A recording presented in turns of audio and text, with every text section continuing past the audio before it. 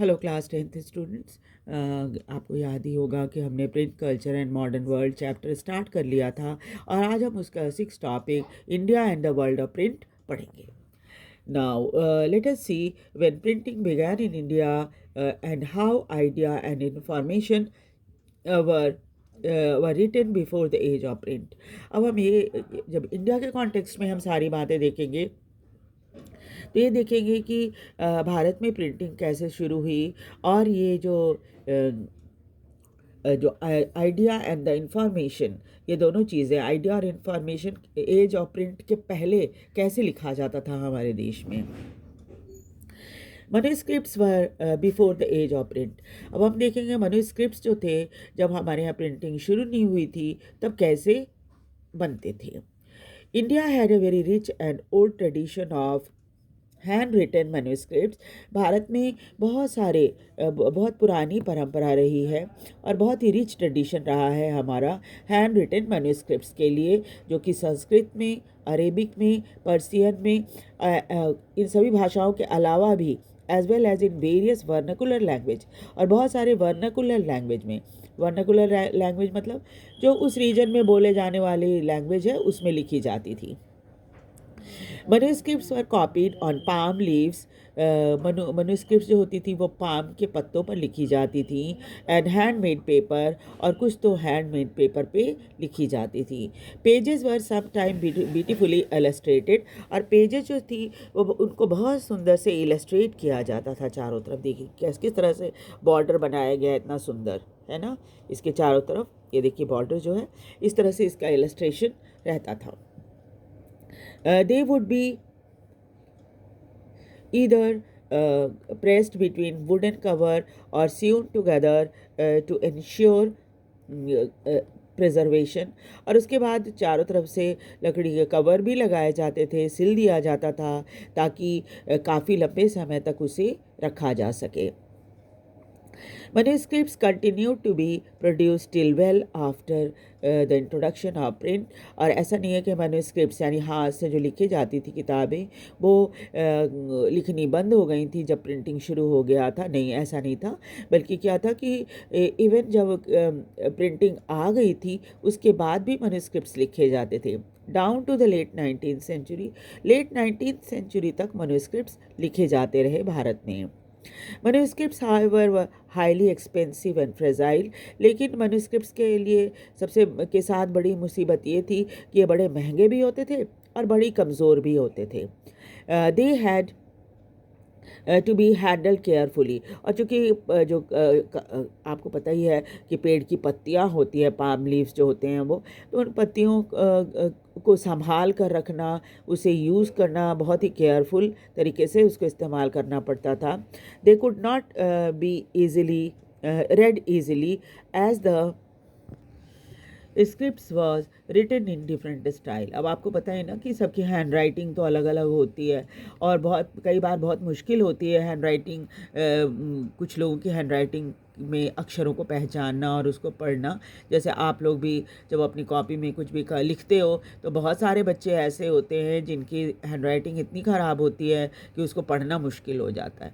लेकिन तब तो उस समय तो भी ये प्रॉब्लम होती थी क्योंकि सबके लिखने का स्टाइल अलग अलग होता था। So manuscripts were not widely used in everyday life. इसलिए रोज़मर्रा की ज़िंदगी में मैन्युस्क्रिप्ट्स जो होता था, हाथ से लिखी हुई किताबें जो होती थी, उसका इस्तेमाल कम होता था। Even though pre-colonial Bengal had developed an extensive network of village primary school, हालांकि प्री कॉलोनियल टाइम में बंगाल में बहुत बड़ा नेटवर्क था गाँव के में प्राइमरी स्कूल्स का, है ना। गांव में बहुत सारे गांव ऐसे थे बंगाल में जहाँ के प्राइमरी स्कूल थे, है ना। Students very often did not read text, लेकिन वहाँ भी क्या था, बच्चों को किताबें पढ़ने के लिए नहीं दिया जाता था। They only learn to write, उनको सिर्फ अक्षर ज्ञान दे दिया जाता था। स्लेट पे, आपको पता है ना, पहले स्लेट इस्तेमाल होता था और स्लेट पर बच्चे जो है अक्षर लिखना सीखते थे। Teacher dictated portion of text from memory, और उस समय टीचर्स भी जो थे, जो कुछ भी पढ़ाते थे वो अपनी मेमोरी से पढ़ाते थे। एक बार उन्होंने पढ़ लिया, उसको याद कर लिया, और फिर उसी को वो बच्चों को पढ़ाते थे। स्टूडेंट रोट देम डाउन, और टीचर जो चीज़ डिक्टेट कराते थे उनको, जो चीज़ लिखवाते थे, बच्चे उसको लिख लिया करते थे। मेनी दस become literate without ever actually reading any kind of text. और आप देखिए उस समय बहुत सारे लोग पढ़े लिखे हो गए बिना किताब को पढ़े हुए, है ना, बिना किताबें पढ़े हुए भी वो पढ़े लिखे हो गए थे। अब हम देखेंगे print comes to India. Bharat में प्रिंट कब आया, कैसे आया। अब प्रिंट जब भारत आया तब क्या हुआ ये देखिए। The printing press first came to Goa with Portuguese missionaries in the mid 16th century. Bharat में सबसे पहले प्रिंटिंग प्रेस गोवा में आया जब पुर्तगीज मिशनरी भारत आए 16th सेंचुरी में। Jesuit priests learn Konkani and printed several tract. और जो जेसुइट प्रिस्ट लोग हुआ करते थे वो क्या करते थे, वहाँ जब गोवा में आए मिड 16th सेंचुरी में, तो उन्होंने क्या किया, कोंकणी भाषा को सीख लिया, और उसके बाद उन्होंने कई चीज़ें प्रिंट की कोंकणी भाषा में, जो वहाँ की भाषा थी, बोली जाती थी गोवा में। By 1674, about 50 books had been printed in the Konkani and in Kannada language, और 1674 आते आते 50 किताबें छप गई थीं कोंकणी भाषा में और कनारा भाषा में, जो वहाँ बोली जाती थी। Catholic priest printed the first Tamil book in 1579 at Cochin, और उसके बाद कैथोलिक प्रिस्ट लोगों ने तमिल भाषा में भी किताब प्रिंट की 1579 में कोचीन में। And in 1713 the first Malayalam book was printed by them. उसके बाद 1713 में इन्हीं लोगों ने, कैथोलिक प्रिस्ट लोगों ने मलयालम किताब छापी मलयालम भाषा में। By 1710, Dutch Protestant missionaries had printed 32 Tamil texts, many of them translation of older work. और 1710 आते आते डच प्रोटेस्टेंट मिशनरीज जो थे वो 32 तमिल भाषा में लिखी गई किताबों को उन्होंने छापा, जो ज़्यादातर जो वहाँ की जो पुरानी किताबें थी ना तमिल की, उसका ट्रांसलेशन था, या पुरानी किसी किताबों का ट्रांसलेशन था तमिल भाषा। The English language press did not grow in India till quite late, even though the English East India Company began to import presses from the late 17th century. English language press जो थी वो भारत में बहुत late से शुरू हुई थी। English east India company जब आ चुकी थी भारत, और उन्होंने वहाँ से लेट 17th सेंचुरी में कुछ प्रेस जो थी इंपोर्ट करके लेकर आए थे, है ना। उसके बाद भारत में इंग्लिश प्रिंटिंग शुरू हुई।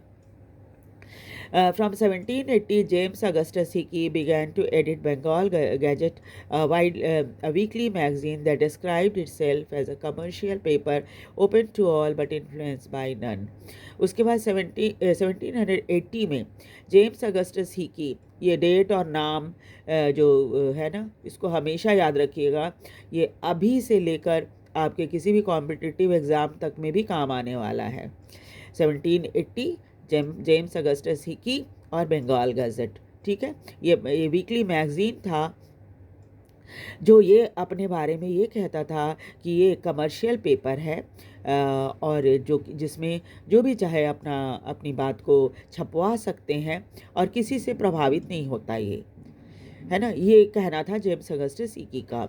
So it was a private English enterprise, ये उनके द्वारा खुद किया गया था, प्राइवेट था ये, है ना। Proud of independence from colonial influence.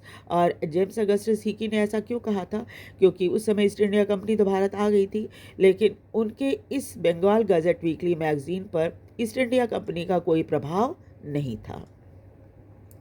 So it was private English enterprise, तो that began English printing in India. और इस तरह से English printing James Augustus Hicky ने 1780 में स्टार्ट कर दी थी। Hicky published a lot of advertisement, इसमें बहुत सारे एडवर्टीजमेंट होते थे, प्रचार जो होता है आप देखते ही हो, टीवी में देखते हो, रेडियो में सुनते हो, मैगज़ीन न्यूज़पेपर में देखते हो डेली, उस तरह से बहुत सारी एडवर्टीज़मेंट होती थी। ये पैसा कमाने का ज़रिया होता है ना? तो including those that related to the import and sale of slaves. और इसमें क्या होता था, बहुत सारे समाचार ऐसे होते थे जो कि इसको दास जो होते हैं, नौकरों का को इम्पोर्ट करना, फिर उसे बेचना, इन सब के बारे में भी समाचार लिखा जाता था उसमें। But he also published a lot of gossip about the company senior official in India.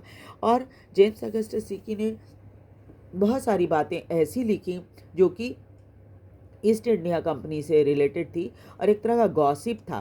Gossip मतलब कि ईस्ट इंडिया कंपनी के अंदर ऑफिसर्स क्या क्या करते हैं उसके बारे में छापते थे ये। Enraged by this, Governor General Warren Hastings persecuted Hickey and encouraged the publication of official sanctioned newspaper that could counter the flow of information that damaged the image of the colonial government। और इस James Augustus Hicky के इस तरह के gossip वगैरह छापने से उस समय बंगाल का जो गवर्नर जनरल था, जिसका नाम था वारेन हेस्टिंग्स, वो बड़ा नाराज़ हो गया और उसने हिकी को यहाँ से जाने के लिए कहा, पनिशमेंट उसको दी। एंड इनका उसके बाद उसने कहा कि वो एक ऑफिशियली सैंक्शन न्यूज़पेपर छापेंगे, ताकि वो जो भी इंफॉर्मेशन ईस्ट इंडिया कंपनी के बारे में छपती है, जो कि उनकी इमेज को ख़राब कर रही है, उसे वो सुधार सकें। इससे क्या होता है, ईस्ट इंडिया कंपनी की इमेज तो ख़राब होती है, कॉलोनियल गवर्नमेंट की भी इमेज ख़राब होती है। इसलिए उसको सुधारने के लिए उसने सोचा कि मैं अपना ही न्यूज़पेपर क्यों नहीं निकालूं, जिसमें मैं कंपनी के बारे में अच्छी अच्छी बातें, अंग्रेज़ सरकार के बारे में अच्छी अच्छी बातें लिखूं। By the close of the 18th century, a number of newspaper and journal appeared in print। फिर 18th century ख़त्म होने के समय तक बहुत सारे न्यूज़पेपर और जर्नल आ गए थे, छपने लगे थे। There were Indians too who began to publish Indian newspaper। और कुछ भारतीय भी थे जो भारतीय न्यूज़पेपर छाप रहे थे। First to appear was the weekly Bengal gazette. पहला तो था Bengal gazette, brought out by Gangadhar Bhattacharya, who was close to Raja Ram Mohan Roy. और उसके बाद उन्होंने एक बंगाल गजट प्रकाशित किया बाल गंगाधर भट्टाचार्य ने, जो कि राजा राम मोहन रॉय के बहुत करीबी थे। उसके बाद हम देखेंगे religious reform and public debate. तो आपको ये वीडियो कैसा लग रहा है, आप इसे ज़रूर बताएं मुझे, और साथ ही साथ अपने कमेंट लिखें, सब्सक्राइब और लाइक भी ज़रूर करें, शेयर भी करें, ताकि दूसरे भी इस वीडियो का फ़ायदा उठा सकें। अभी हमने जो पढ़ा था मैन्युस्क्रिप्ट, ये देखिए किस तरह का होता था मैन्युस्क्रिप्ट, इसमें दे रखा है मैन्युस्क्रिप्ट्स। ये जो पाम लीव्स होते थे ना, उसके पत्तों पर लिखा जाता था। अब इस तरह की हैंड राइटिंग होगी तो स्वाभाविक है सबके लिए पढ़ना तो बहुत मुश्किल होगा, है ना। तो इस वजह से क्या था कि ये पेजेस और ऋग्वेद के पेजेस हैं जो कि पाम लीव्स पे लिखे गए थे, ठीक है। तो इस तरह से क्या है कि आप ये जो आता रहता है बॉक्स में इंफॉर्मेशन, इनको भी बड़े ध्यान से, पिक्चर्स को भी बड़े ध्यान से देखिए, उसकी डिस्क्रिप्शन भी खूब ध्यान से देखिए। और कई बार एग्ज़ाम में इस तरह के क्वेश्चन आ जाते हैं जो कि फिगर्स से रिलेटेड होते हैं, ठीक है। इसे लाइक और सब्सक्राइब ज़रूर करें। Thank you.